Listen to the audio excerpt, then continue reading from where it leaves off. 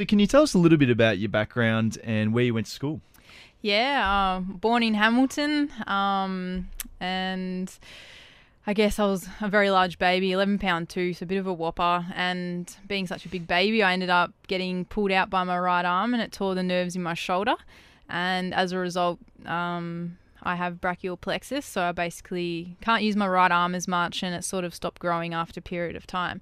So that's, I guess, my certain disability side to me. But I mean, I grew up in Hamilton, went to primary school at the George Street Primary School. Amazing friends there, always treated like everyone else, and went to high school at Monterey College before after the end of year 9 I ended up moving to Melbourne and finished my study off at Caulfield Grammar. Sure. And so when you were younger, did you ever think you'd be representing your country at the Commonwealth Games? No, never. It's not. I didn't realise it could be played outside of Hamilton, but look, when I did realise it could be, it was definitely a huge dream. Sure. And how many hours of training would you put in leading up to a tournament? Obviously, it depends on the different tournaments that we have, whether it's local, state, national, international. But for example, in the lead up to the Com Games trials, I was training for a 6-week block for 6 days a week and roughly 6 to 8 hours every day. So it was pretty intense. Sure. Okay. And so who are the people around you that you work with to increase your performance? Every athlete definitely has to have a team around them. It's very difficult to do it on your own. But for me, I have an amazing team at the Victorian Institute of Sport in Melbourne.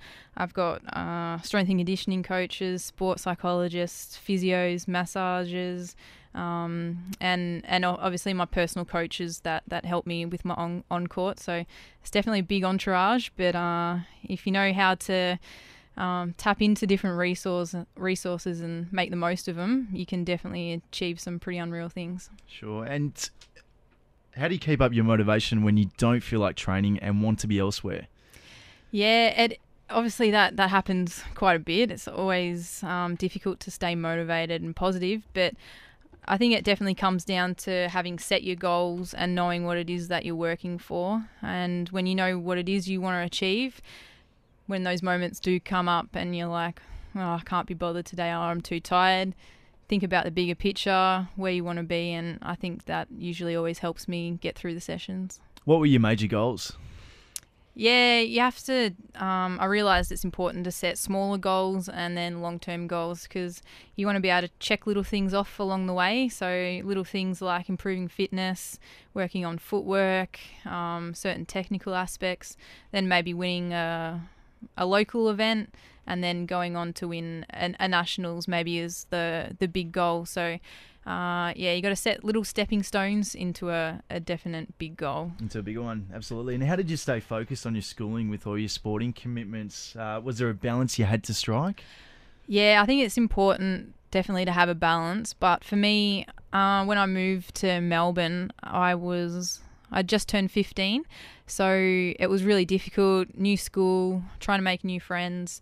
So for me, I was at school and I was just studying. I was working hard at school, and then my table tennis after school was my outlet, my bit away from school that I was really enjoying. So for me, it worked quite hand in hand. Sure. Often kids face challenges at school, whether it be exams or assignments or life events that happen along the way. Can you tell us your thoughts on how you cope with some of the ups and downs that life throw at us, and in particular, some of the challenges that you have faced?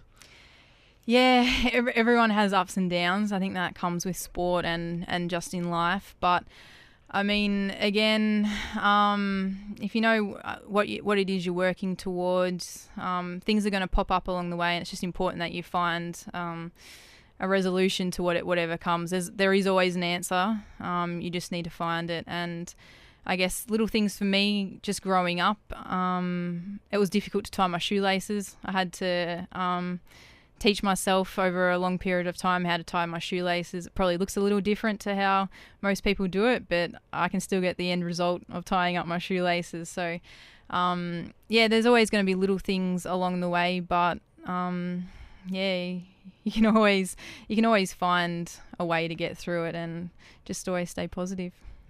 Playing sport at an elite level can subject you to some intense moments. Can you give us some advice on how you deal with pressure? Yeah, all right. So pressure, I think I've really found over the last few years that comes down to preparation. So in the lead up to events, no matter how big they are, if I've prepared well, I've put in the hours of training, I've done the hard yards. I think when the time comes and you're in that pressure moment, you just got to trust and believe in everything that you've done. That'll end up getting you over the line. And I mean, I've had that experience with school as well. In the lead up to exams, I know the difference between not having studied for an exam and having studied for it. I know the one where I have studied as much as I could. Going into the exam, I was a lot more stress-free and able just to do it because I knew I was prepared for it. Whereas, it's the same thing with my table tennis as well. I lead into an event having put in the hard yards. So when crunch time comes, I just give it my best. Excellent. And what message would you like to give to students who have moments when they feel like giving up and leaving school or not completing their exams due to that pressure? Yeah, at the end of the day, a little bit of school pressure isn't the worst thing. There's a lot more worse things out in the world there than having to finish exams. And I guess just the benefit of actually finishing school and getting through that experience, just experience what pressure is like. It may seem bad at the time, but I think it's a very good little life experience.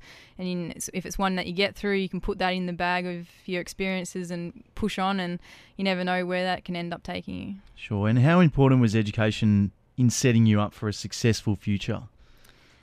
I'm continually learning. I mean, after high school, I was still competing. I went to uni. I did a Bachelor of Exercise Science.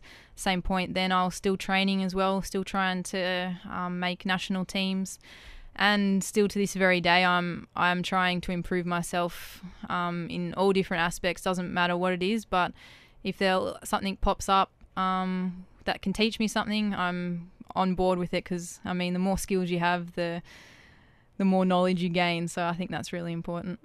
Was there anyone who has inspired you so much in your life? I just look within my own family for inspiration. I have an amazing family, incredible parents, so I'm very lucky to have that support group around me. So I've been brought up in a way that I've learnt just to make the most of what we're given. Sometimes we may feel like we've been dealt the bad hand, mind the pun, but you just got to make the most of everything and work hard for what it is you want to achieve, and you can find the inspiration within yourself, I think. And what advice would you give to young people in general about following that passion? Yeah, just find what it is that you love and go for it. No one's gonna do the work for you, whatever it is that you want to do. So you're the one that has to wake up every day, motivate yourself, push yourself harder, and I mean, if you love what you do, the rest will come. So. Melissa, well spoken. Thank you very much for your time. All right, thank you.